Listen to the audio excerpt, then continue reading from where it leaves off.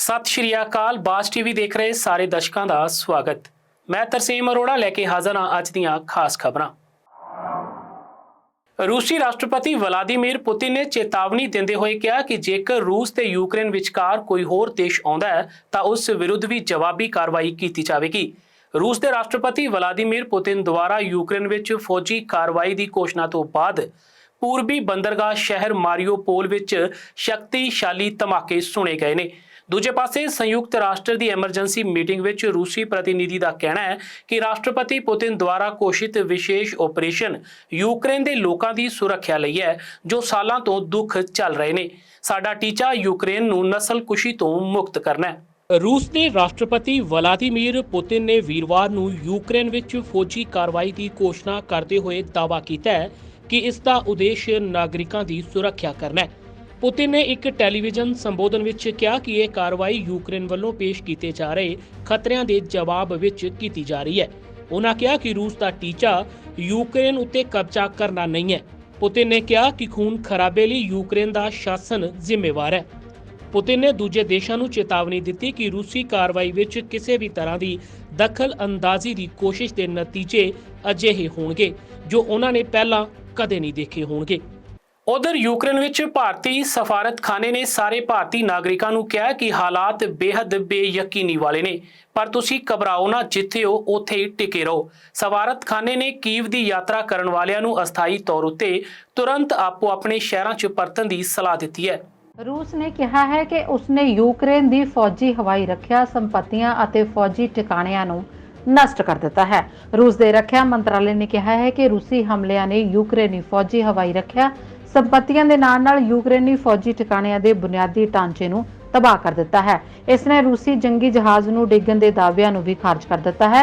इस विचकार यूक्रेन स्थित भारतीय एंबेसी ने नवी एडवाइजरी जारी की है।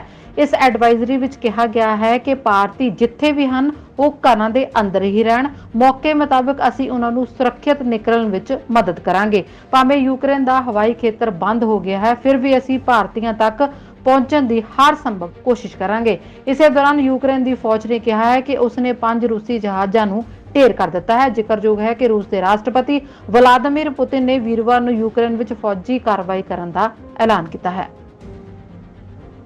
ब्रिटेन के प्रधानमंत्री बोरिस जॉनसन ने यूक्रेन के राष्ट्रपति व्लादिमीर नाल फोन उत्ते गलबात तो बाद कहा कि पश्चिमी देश रूस की कार्रवाई का फैसला कुन जवाब देंगे। जॉनसन ने ट्वीट किया कि मैं यूक्रेन विच वापर रही भयानक घटनावां तो बेहद दुखी हाँ। मैं अगलेरी कार्रवाई बारे चर्चा करने लई राष्ट्रपति व्लादिमीर नाल गल कीती है। राष्ट्रपति व्लादिमीर पुतिन ने यूक्रेन उत्ते बिना भड़काहट के यह हमला करके खून खराबे और तबाही का राह चुनिया। ब्रिटेन ਅਤੇ ਸਾਡੇ सहयोगी निर्णायक जवाब देंगे। एयर इंडिया की उड़ान जो यूक्रेन फसे भारतीयों को लियाउण लई यूक्रेन जा रही सी वो वापस दिल्ली आ रही है। रूस ने यूक्रेन उत्ते हमला करने के ऐलान तो बाद यूक्रेन ने देश के अंदर सिविल जहाज़ों दीआं उड़ानां उत्ते पाबंदी लगा दी है।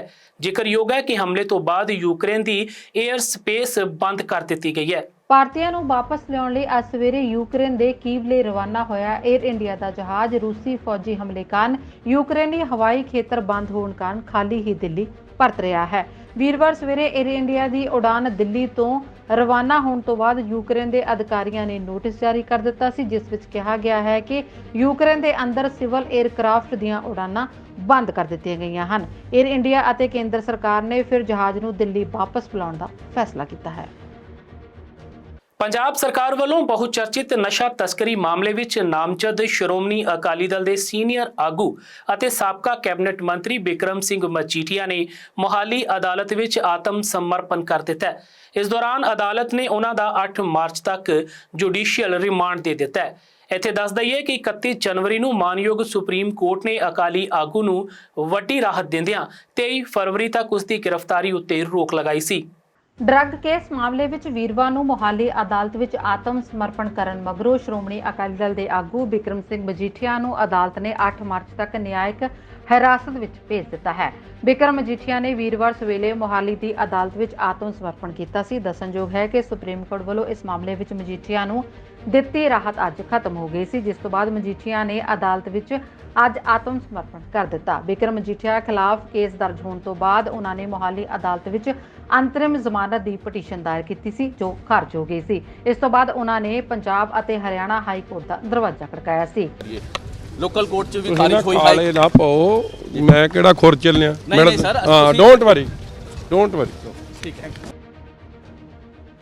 ਇੱਥੇ ਕੁਝ ਦਿਨਾਂ ਦੀ ਅੰਤਰਿਮ ਰਾਹਤ ਮਿਲਣ ਮਗਰੋਂ ਉਹਨਾਂ ਦੀ ਪਟੀਸ਼ਨ ਖਾਰਜ ਹੋ ਗਈ ਸੀ, ਜਿਸ ਤੋਂ ਬਾਅਦ ਉਹਨਾਂ ਨੇ ਮਾਣਯੋਗ ਸੁਪਰੀਮ ਕੋਰਟ ਦਾ ਰੁਖ ਕੀਤਾ ਸੀ। ਮਾਣਯੋਗ ਸੁਪਰੀਮ ਕੋਰਟ ਨੇ ਵਿਧਾਨ ਸਭਾ ਚੋਣਾਂ ਨੂੰ ਦੇਖਦੇ ਹੋਏ 24 ਫਰਵਰੀ ਤੱਕ ਉਹਨਾਂ ਦੀ ਗ੍ਰਿਫਤਾਰੀ ਤੇ ਰੋਕ ਲਾ ਦਿੱਤੀ ਸੀ, ਜੋ ਕਿ ਅੱਜ ਖਤਮ ਹੋ ਗਈ ਸੀ। ਇਸ ਦੇ ਕਾਰਨ ਹੀ ਬਿਕਰਮ ਮਜੀਠੀਆ ਨੇ ਅੱਜ ਮੋਹਾਲੀ ਦੀ ਅਦਾਲਤ ਵਿੱਚ ਆਤਮ ਸਮਰਪਣ ਕਰ ਦਿੱਤਾ। ਦੀ ਪਾਲਣਾ ਕਰ ਰਹੇ ਆ। ਸਰ ਸਟਾਰਟਿੰਗ ਤੋਂ ਲੈ ਕੇ ਜੇ ਹੁਣ ਤੱਕ ਦੀ ਗੱਲ ਕਰੀਏ, ਲੋਕਲ ਕੋਰਟ ਚ ਵੀ ਤੁਸੀਂ ਖਾਰਿਜ ਨਾ ਹੋਈ ਕਾਲੇ ਨਾ ਪਾਓ, ਮੈਂ ਕਿਹੜਾ ਖੁਰ ਚੱਲਿਆ। ਨਹੀਂ ਸਰ, ਹਾਂ, ਡੋਂਟ ਵਰੀ ਠੀਕ ਹੈ। ਖੇਤੀਬਾੜੀ ਸੈਕਟਰ ਵਿੱਚ ਬਜਟ ਘੋਸ਼ਣਾਵਾਂ ਬਾਰੇ ਇੱਕ ਵੈਬੀਨਾਰ ਵਿੱਚ ਬੋਲਦੇ ਹੋਏ ਪ੍ਰਧਾਨ ਮੰਤਰੀ ਮੋਦੀ ਨੇ ਕਿਹਾ ਕਿ ਕਿਸਾਨਾਂ ਦੀ ਆਮਦਨ ਵਧਾਉਣਾ ਅਤੇ ਬੀਜ ਤੋਂ ਬਾਜ਼ਾਰ ਤੱਕ ਉਹਨਾਂ ਨੂੰ ਆਧੁਨਿਕ ਸਹੂਲਤਾਂ ਉਪਲਬਧ ਕਰਵਾਉਣਾ ਉਹਨਾਂ ਦੀ ਸਰਕਾਰ ਦੀ ਪਹਿਲ ਹੈ। ਪ੍ਰਧਾਨ ਮੰਤਰੀ ਨੇ ਇੱਕ ਵੈਬੀਨਾਰ ਨੂੰ ਸੰਬੋਧਨ ਕਰਦੇ ਹੋਏ ਇਹ ਵੀ ਕਿਹਾ ਕਿ ਪੀਐਮ ਕਿਸਾਨ ਸਨਮਾਨ ਫੰਡ ਯੋਜਨਾ ਅੱਜ ਦੇਸ਼ ਦੇ ਛੋਟੇ ਕਿਸਾਨਾਂ ਦਾ ਬਹੁਤ ਵੱਡਾ ਸਹਾਰਾ ਬਣੀ ਹੈ। ਉਹਨਾਂ ਕਿਹਾ ਕਿ ਇਸ ਯੋਜਨਾ ਦੇ ਅਧੀਨ ਦੇਸ਼ ਦੇ 11 ਕਰੋੜ ਕਿਸਾਨਾਂ ਨੂੰ ਲਗਭਗ ਪੌਣੇ 2 ਲੱਖ ਕਰੋੜ ਰੁਪਏ ਦਿੱਤੇ ਜਾ ਚੁੱਕੇ ਨੇ। ਮੋਦੀ ਨੇ ਕਿਹਾ ਕਿ ਕਿਸਾਨਾਂ ਦੀ ਆਮਦਨ ਵਧਾਉਣਾ, ਖੇਤੀ ਦਾ ਖਰਚ ਘੱਟ ਕਰਨਾ ਅਤੇ ਬੀਜ ਤੋਂ ਬਾਜ਼ਾਰ ਤੱਕ ਖੇਤੀ ਦਾ ਆਧੁਨਿਕ ਸਹੂਲਤਾਂ ਦੇਣਾ ਸਾਡੀ ਸਰਕਾਰ ਦੀ ਪਹਿਲ ਹੈ। ਪ੍ਰਧਾਨ ਮੰਤਰੀ ਨਰਿੰਦਰ ਮੋਦੀ ਨੇ ਕਿਹਾ ਹੈ ਕਿ ਕਿਸਾਨਾਂ ਦੀ ਆਮਦਨ ਵਧਾਉਣਾ ਅਤੇ ਬੀਜ ਤੋਂ ਬਾਜ਼ਾਰ ਤੱਕ ਉਹਨਾਂ ਨੂੰ ਆਧੁਨਿਕ ਸਹੂਲਤਾਂ ਉਪਲਬਧ ਕਰਾਉਣਾ ਉਹਨਾਂ ਦੀ ਸਰਕਾਰ ਦੀ ਪਹਿਲ ਹੈ। ਪ੍ਰਧਾਨ ਮੰਤਰੀ ਨੇ ਇੱਕ ਵੈਬੀਨਾਰ ਨੂੰ ਸੰਬੋਧਨ ਕਰਦੇ ਹੋਏ ਕਿਹਾ ਹੈ ਕਿ ਪੀਐਮ ਕਿਸਾਨ ਸਨਮਾਨ ਫੰਡ ਯੋਜਨਾ ਅੱਜ ਦੇਸ਼ ਦੇ ਛੋਟੇ ਕਿਸਾਨਾਂ ਦਾ ਸਭ ਤੋਂ ਵੱਡਾ ਸਹਾਰਾ ਬਣੀ ਹੈ। ਉਹਨਾਂ ਨੇ ਕਿਹਾ ਹੈ ਕਿ ਇਸ ਯੋਜਨਾ ਦੇ ਅਧੀਨ ਦੇਸ਼ ਦੇ 11 ਕਰੋੜ ਕਿਸਾਨਾਂ ਨੂੰ ਲਗਭਗ ਪੌਣੇ 2 ਲੱਖ ਕਰੋੜ ਰੁਪਏ ਦਿੱਤੇ ਜਾ ਚੁੱਕੇ ਹਨ। ਪ੍ਰਧਾਨ ਮੰਤਰੀ ਨੇ ਕਿਹਾ ਹੈ ਕਿ ਪਿਛਲੇ 7 ਸਾਲਾਂ ਵਿੱਚ ਸਰਕਾਰ ਨੇ ਬੀਜ ਤੋਂ ਬਾਜ਼ਾਰ ਤੱਕ ਕਈ ਨਵੇਂ ਪ੍ਰਬੰਧ ਤਿਆਰ ਕੀਤੇ ਹਨ ਅਤੇ ਪੁਰਾਣੇ ਪ੍ਰਬੰਧਾਂ ਵਿੱਚ ਸੁਧਾਰ ਕੀਤਾ ਹੈ। ਉਹਨਾਂ ਨੇ ਕਿਹਾ ਹੈ ਕਿ ਪਿਛਲੇ 6 ਸਾਲਾਂ ਵਿੱਚ ਖੇਤੀ ਬਜਟ ਕਈ ਗੁਣਾ ਵਧਿਆ ਹੈ ਤੇ ਕਿਸਾਨਾਂ ਲਈ ਖੇਤੀ ਕਰਜ਼ੇ 'ਚ ਵੀ 7 ਸਾਲਾਂ ਵਿੱਚ 2.5 ਗੁਣਾ ਦਾ ਵਾਧਾ ਕੀਤਾ ਗਿਆ ਹੈ। ਪ੍ਰਧਾਨ ਮੰਤਰੀ ਨੇ ਕਿਹਾ ਹੈ ਕਿ ਆਮ ਬਜਟ ਵਿੱਚ ਖੇਤੀ ਨੂੰ ਆਧੁਨਿਕ ਅਤੇ ਸਮਾਰਟ ਬਣਾਉਣ ਲਈ ਕਈ ਰਸਤੇ ਸੁਝਾਏ ਗਏ ਹਨ, ਜਿਨ੍ਹਾਂ ਵਿੱਚ ਗੰਗਾ ਦੇ ਦੋਵੇਂ ਕਿਨਾਰਿਆਂ ਤੇ 5 ਕਿਲੋਮੀਟਰ ਦਾਇਰੇ 'ਚ ਕੁਦਰਤੀ ਖੇਤੀ ਅਤੇ ਬਗੀਚੇ 'ਚ ਆਧੁਨਿਕ ਤਕਨਾਲੋਜੀ ਕਿਸਾਨਾਂ ਨੂੰ ਉਪਲਬਧ ਕਰਾਉਣਾ, ਤੇਲ ਦੇ ਆਯਾਤ ਨੂੰ ਘੱਟ ਕਰਨ ਲਈ ਮਿਸ਼ਨ ਆਇਲ ਪਾਮ ਨੂੰ ਮਜ਼ਬੂਤ ਕਰਨ, ਖੇਤੀ ਨਾਲ ਜੁੜੇ ਉਤਪਾਦਾਂ ਦੀ ਆਵਾਜਾਈ ਲਈ ਪੀਐਮ ਗਤੀ ਸ਼ਕਤੀ ਪਲਾਨ ਵਜੋਂ ਨਵੀਆਂ ਵਿਵਸਥਾਵਾਂ ਬਣਾਈਆਂ ਜਾਣ, ਖੇਤੀ ਕੂੜਾ ਪ੍ਰਬੰਧਨ ਨੂੰ ਵੱਧ ਸੰਗਠਿਤ ਕਰਨ ਅਤੇ ਵੇਸਟ ਟੂ એનર્ਜੀ ਦੇ ਉਪਾਵਾਂ ਤੋਂ ਕਿਸਾਨਾਂ ਦੀ ਆਮਦਨ ਵਧਾਉਣ ਦੇ ਉਪਾਵਾਂ ਤੇ ਜ਼ੋਰ ਦਿੱਤਾ ਗਿਆ ਹੈ। ਯੂਕਰੇਨ ਇੰਟਰਨੈਸ਼ਨਲ 에ਅਰਲਾਈਨਸ ਦੀ ਇੱਕ ਵਿਸ਼ੇਸ਼ ਉਡਾਨ ਅੱਜ ਸਵੇਰੇ ਪੌਣੇ 8 ਵਜੇ ਕੀਵ ਤੋਂ ਦਿੱਲੀ ਹਵਾਈ ਅੱਡੇ ਉੱਤੇ ਉਤਰੀ, ਜਿਸ ਵਿੱਚ ਵਿਦਿਆਰਥੀਆਂ ਸਮੇਤ 182 ਭਾਰਤੀ ਨਾਗਰਿਕ ਸਨ। ਭਾਰਤ ਦੇ ਯੂਕਰੇਨ ਵਿੱਚ ਕਈ ਲੋਕ ਫਸੇ ਹੋਏ ਨੇ, ਜਿਨ੍ਹਾਂ ਨੂੰ ਲਿਆਉਣ ਦਾ ਕੰਮ ਲਗਾਤਾਰ ਜਾਰੀ ਹੈ। ਰੂਸ ਅਤੇ ਯੂਕਰੇਨ ਵਿਚਾਲੇ ਹਾਲਾਤ ਤਣਾਅਪੂਰਨ ਬਣੇ ਹੋਏ ਹਨ। ਰੂਸ ਦੇ ਰਾਸ਼ਟਰਪਤੀ ਵਲਾਦੀਮੀਰ ਪੁਤਿਨ ਦੇ ਐਲਾਨ ਮਗਰੋਂ ਜੰਗ ਸ਼ੁਰੂ ਹੋ ਗਈ ਹੈ। ਰੂਸ ਵੱਲੋਂ ਹਮਲਾਵਰ ਰਵੱਈਆ ਜਾਰੀ ਰੱਖਣ ਕਾਰਨ ਵੱਡੀ ਗਿਣਤੀ ਵਿੱਚ ਭਾਰਤੀ ਅਜੇ ਵੀ ਯੂਕਰੇਨ ਵਿੱਚ ਫਸੇ ਹੋਏ ਹਨ ਅਤੇ ਉਹ ਸੁਰੱਖਿਅਤ ਵਾਪਸ ਆਉਣ ਲਈ ਸਰਕਾਰ ਨੂੰ ਗੁਹਾਰ ਲਾ ਰਹੇ ਹਨ। ਇੱਕ ਦਿਨ ਪਹਿਲਾਂ 240 ਦੇ ਕਰੀਬ ਭਾਰਤੀ ਸੁਰੱਖਿਅਤ ਦੇਸ਼ ਵਿੱਚ ਪਰਤ ਆਏ ਸਨ। ਅੱਜ ਜਾਣੀ ਕਿ ਵੀਰਵਾਰ ਨੂੰ 182 ਹੋਰ ਭਾਰਤੀ ਨਾਗਰਿਕ ਵਿਸ਼ੇਸ਼ ਜਹਾਜ਼ ਰਾਹੀਂ ਨਵੀਂ ਦਿੱਲੀ ਪੁੱਜੇ ਹਨ। ਅਨੁਮਾਨ ਇਹ ਲਗਾਇਆ ਜਾ ਰਿਹਾ ਹੈ ਕਿ ਸੈਂਕੜਿਆਂ ਦੀ ਗਿਣਤੀ ਵਿੱਚ ਅਜੇ ਵੀ ਭਾਰਤੀ ਉੱਥੇ ਫਸੇ ਹੋਏ ਹਨ। ਇਸੇ ਦਰਮਿਆਨ ਯੂਕਰੇਨ ਤੋਂ ਵਾਪਸ ਆਉਣ ਵਾਲੇ MBBS ਦੇ ਇੱਕ ਵਿਦਿਆਰਥੀ ਨੇ ਦੱਸਿਆ ਹੈ ਕਿ ਯੂਕਰੇਨ ਦੇ ਹਾਲਾਤ ਵਿਗੜਦੇ ਜਾ ਰਹੇ ਹਨ। ਯੂਕਰੇਨ ਦੇ ਬਾਰਡਰ ਇਲਾਕਿਆਂ ਵਿੱਚ ਹਾਲਾਤ ਜ਼ਿਆਦਾ ਖਰਾਬ ਹਨ। ਭਾਰਤੀ ਵਿਦਿਆਰਥੀ ਹੁਣ ਜ਼ਿਆਦਾ ਗਿਣਤੀ ਵਿੱਚ ਆ ਰਹੇ ਹਨ। ਰੈਸਕਿਊ ਫਲਾਈਟਾਂ ਦੀ ਗਿਣਤੀ ਵੱਧ ਰਹੀ ਹੈ। 에ਅਰ ਇੰਡੀਆ ਵੀ ਭਾਰਤੀ ਮੂਲ ਦੇ ਲੋਕਾਂ ਨੂੰ ਵਾਪਸ ਲਿਆਉਣ ਵਿੱਚ ਜੁਟੀ ਹੋਈ ਹੈ। ਦੇਸ਼ ਵਿੱਚ ਕੋਰੋਨਾ ਦਾ ਕਹਿਰ ਘਟਦਾ ਜਾ ਰਿਹਾ ਹੈ। ਪਿਛਲੇ 24 ਘੰਟਿਆਂ 'ਚ ਦੇਸ਼ 'ਚ 14,148 ਨਵੇਂ ਮਾਮਲੇ ਸਾਹਮਣੇ ਆਉਣ ਤੋਂ ਬਾਅਦ ਪੀੜਤਾਂ ਦੀ ਕੁੱਲ ਗਿਣਤੀ 4,28,81,179 ਹੋ ਗਈ ਹੈ। ਉੱਥੇ ਹੀ ਬੀਤੇ 24 ਘੰਟਿਆਂ 'ਚ ਕੋਰੋਨਾ ਨਾਲ 302 ਹੋਰ ਲੋਕਾਂ ਦੀ ਮੌਤ ਤੋਂ ਬਾਅਦ ਮ੍ਰਿਤਕਾਂ ਦੀ ਗਿਣਤੀ ਵੱਧ ਕੇ 5,12,924 ਹੋ ਗਈ ਹੈ। ਦੇਸ਼ 'ਚ ਹਾਲੇ 1,48,359 ਲੋਕਾਂ ਦਾ ਇਲਾਜ ਚੱਲ ਰਿਹਾ ਹੈ, ਜੋ ਕੁੱਲ ਮਾਮਲਿਆਂ ਦਾ 0.35% ਹੈ। ਪਿਛਲੇ 24 ਘੰਟਿਆਂ 'ਚ ਇਲਾਜ ਅਧੀਨ ਮਰੀਜ਼ਾਂ ਦੀ ਗਿਣਤੀ 15,163 ਦੀ ਕਮੀ ਦਰਜ ਕੀਤੀ ਗਈ ਹੈ। ਰੂਸ ਦੇ ਰਾਸ਼ਟਰਪਤੀ ਵਲਾਦੀਮੀਰ ਪੁਤਿਨ ਵੱਲੋਂ ਯੂਕਰੇਨ ਵਿਰੁੱਧ ਜੰਗ ਦਾ ਐਲਾਨ ਕਰਨ ਤੋਂ ਬਾਅਦ ਹੀ ਸ਼ੇਅਰ ਬਾਜ਼ਾਰ ਨੂੰ ਵੱਡਾ ਝਟਕਾ ਲੱਗਾ ਅਤੇ ਵੀਰਵਾਰ ਨੂੰ ਖੁੱਲ੍ਹਦੇ ਸਾਰ ਹੀ ਸ਼ੇਅਰ ਬਾਜ਼ਾਰ 'ਚ ਭਾਜੜ ਮਚ ਗਈ ਹੈ। ਸੈਂਸੈਕਸ ਅਤੇ ਨਿਫਟੀ ਨੇ ਸਾਲ ਦੀ ਵੱਡੀ ਗਿਰਾਵਟ ਨਾਲ ਕਾਰੋਬਾਰ ਦੀ ਸ਼ੁਰੂਆਤ ਕੀਤੀ ਹੈ।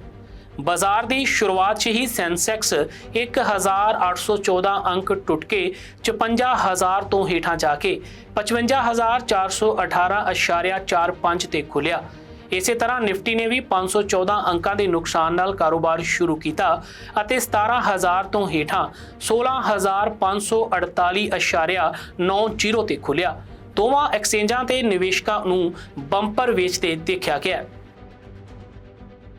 ਫਿਲਮ ਗੰਗੂਬਾਈ ਕਾਠਿਆੜੀ ਨੂੰ ਸੁਪਰੀਮ ਕੋਰਟ ਤੋਂ ਵੱਡੀ ਰਾਹਤ ਮਿਲੀ ਹੈ। ਦੱਸ ਦਈਏ ਕਿ ਸੁਪਰੀਮ ਕੋਰਟ ਨੇ ਫਿਲਮ ਨੂੰ ਬਿਨਾਂ ਕਿਸੇ ਤਬਦੀਲੀ ਅਤੇ ਬਿਨਾਂ ਕਿਸੇ ਬਦਲਾਵ ਦੇ ਰਿਲੀਜ਼ ਕਰਨ ਦੀ ਇਜਾਜ਼ਤ ਦੇ ਦਿੱਤੀ ਹੈ।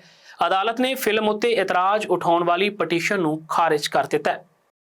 ਫਿਲਮ ਗੰਗੂਬਾਈ ਕਾਠਿਆਵਾੜੀ ਨੂੰ ਸੁਪਰੀਮ ਕੋਰਟ ਤੋਂ ਵੱਡੀ ਰਾਹਤ ਮਿਲੀ ਹੈ। ਦੱਸ ਦਈਏ ਕਿ ਸੁਪਰੀਮ ਕੋਰਟ ਨੇ ਫਿਲਮ ਨੂੰ ਬਿਨਾਂ ਕਿਸੇ ਤਬਦੀਲੀ ਦੇ ਰਿਲੀਜ਼ ਕਰਨ ਦੀ ਆਗਿਆ ਦੇ ਦਿੱਤੀ ਹੈ। ਸੁਪਰੀਮ ਕੋਰਟ ਨੇ ਬਿਨਾਂ ਕਿਸੇ ਬਦਲਾਅ ਦੇ ਫਿਲਮ ਨੂੰ ਰਿਲੀਜ਼ ਕਰਨ ਦੀ ਇਜਾਜ਼ਤ ਦੇ ਦਿੱਤੀ ਹੈ।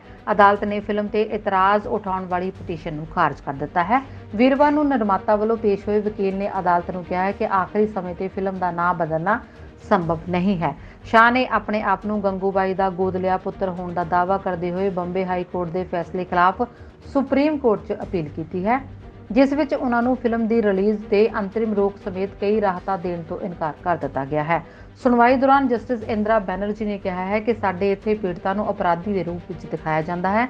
ਮੈਂ ਪੱਛਮੀ ਬੰਗਾਲ ਵਿੱਚ ਇੱਕ ਅਜਿਹੀ ਕੁੜੀ ਨੂੰ ਮਿਲੀ ਸੀ ਜਿਸ ਨੂੰ ਬਹੁਤ ਛੋਟੀ ਉਮਰ ਵਿੱਚ ਖਾਣ ਦਾ ਲਾਲਚ ਦੇ ਕੇ ਇਸ ਕੰਮ ਵਿੱਚ ਫਸਾਇਆ ਗਿਆ ਸੀ। ਆਖਰਕਾਰ ਉਹ HIV ਦਾ ਸ਼ਿਕਾਰ ਹੋ ਗਈ। ਵਕੀਲ ਨੇ ਫਿਲਮ ਬਾਰੇ ਦਲੀਲ ਦਿੱਤੀ ਹੈ ਕਿ ਕਹਾਣੀ ਇੱਕ ਔਰਤ ਦੇ ਉਥਾਨ ਦੀ ਹੈ ਅਤੇ ਇਲਾਕੇ ਵਿੱਚ ਉਸ ਦੀ ਮੂਰਤੀ ਲੱਗੀ ਹੋਈ ਹੈ। ਜਸਟਿਸ ਇੰਦਰਾ ਬੈਨਰਜੀ ਅਤੇ ਜਸਟਿਸ JK ਮਾਹੇਸ਼ਵਰੀ ਨੇ ਪ੍ਰੋਡਕਸ਼ਨ ਹਾਊਸ ਸਮੇਤ ਬਚਾਅ ਪੱਖ ਨੂੰ ਫਿਲਮ ਦਾ ਨਾਮ ਬਦਲਣ ਦਾ ਸੁਝਾਅ ਦਿੱਤਾ ਸੀ। ਉਹਨਾਂ ਵੱਲੋਂ ਬਾਬੂਜੀ ਰਾਓਜੀ ਸ਼ਾਹ ਦੀ ਪਟੀਸ਼ਨ ਤੇ ਸੁਣਵਾਈ ਦਾ ਫੈਸਲਾ ਕਰਦੇ ਹੋਏ 24 ਫਰਵਰੀ ਨੂੰ ਬੋਰਡ ਦੇ ਸਿਖਰ ਤੇ ਸੂਚੀਬੱਧ ਕੀਤੇ ਜਾਣ ਦਾ ਹੁਕਮ ਦਿੱਤਾ ਹੈ। ਸੋ ਇਹ ਸੀ ਅੱਜ ਦੀਆਂ ਖਾਸ ਖਬਰਾਂ। ਕੱਲ ਫਿਰ ਹਾਜ਼ਰ ਹੋਵਾਂਗੇ ਕੁਝ ਹੋਰ ਅਪਡੇਟ ਦੇ ਲਈ, ਪਰ ਤੁਸੀਂ ਤਾਜ਼ਾ ਤਰੀਨ ਖਬਰਾਂ ਦੇ ਲਈ ਦੇਖਦੇ ਰਹੋ ਬਾਜ TV।